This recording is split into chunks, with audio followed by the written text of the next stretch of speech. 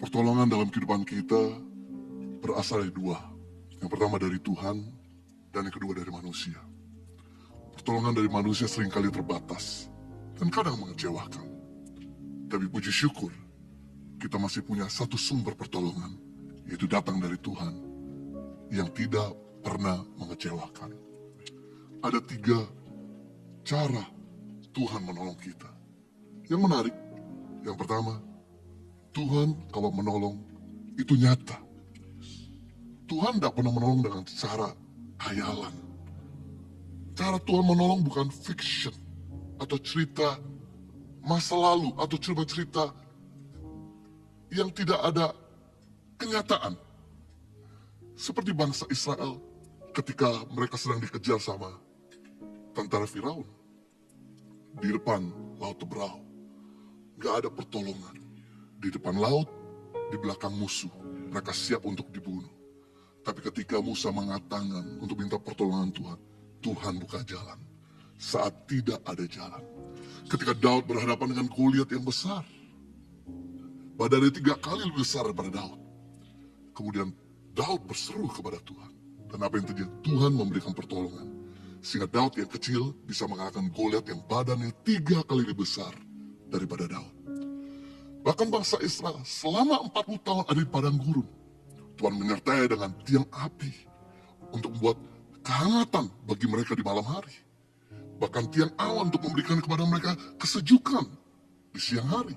Bahkan memberikan makanan di padang gurun dan minuman. Kalau Tuhan bisa menolong Daud, kalau Tuhan bisa menolong bangsa Israel, maka Tuhan yang sama sanggup untuk menolong kita semua. Yang kita perlu lakukan adalah kita jangan sampai menyerah. Percayalah bahwa Dia sanggup menolong persoalan seberat apapun yang kita alami. Yang kedua, mengenai pertolongan Tuhan. Pertolongan Tuhan tidak pernah terlambat. Selalu tepat pada waktunya.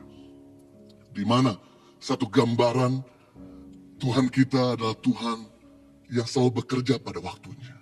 Mungkin kita merasa bahwa kenapa sampai hari ini aku berdoa buat kesembuhan tidak pernah terjadi. Aku berdoa buat hutang-hutangku, tapi tetap aja masih nggak ada pertolongan Tuhan. Sekali lagi, waktu Tuhan bukan waktu kita.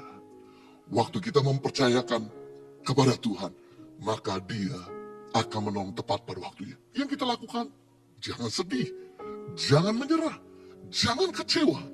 Karena firman Tuhan berkata dalam 1 Korintus 10:13, pencobaan-pencobaan yang kamu hadapi, kamu alami tidak pernah melebihi kekuatanmu.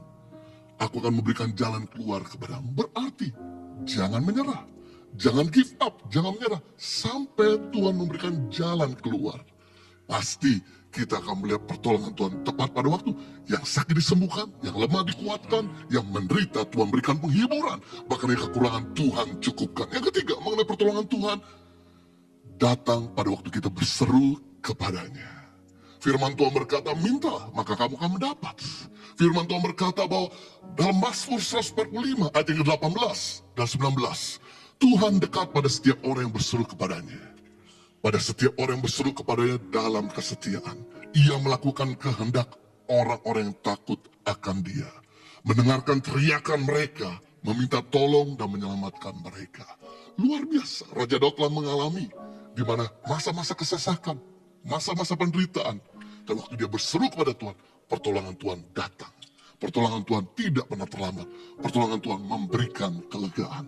Apapun keadaan kita, saya percaya Dia datang. Dia akan menjamah.